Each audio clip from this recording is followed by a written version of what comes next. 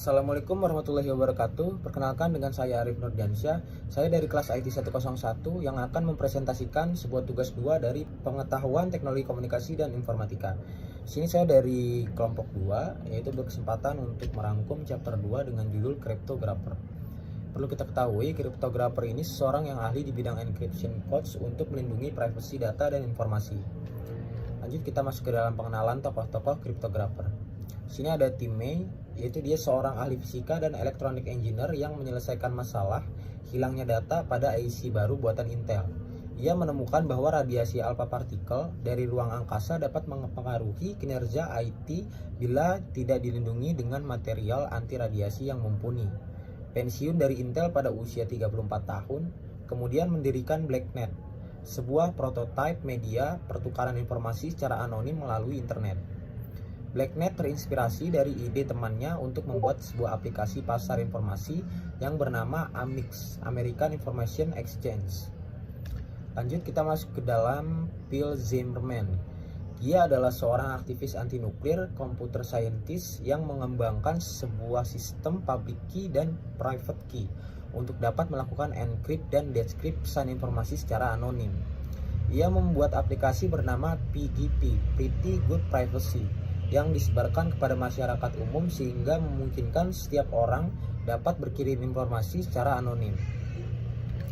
Lanjut kepada David Cohn, seorang computer scientist yang menyadari pentingnya privacy dan security terkait personal data untuk terhindar dari penyalahgunaan di era digital, security of information. Ia membuat suatu sistem informasi anonim bernama Mixed Networks dan DesiNets, Denning Cryptographer, yang bakal menjadi cikal bakal Tor browser.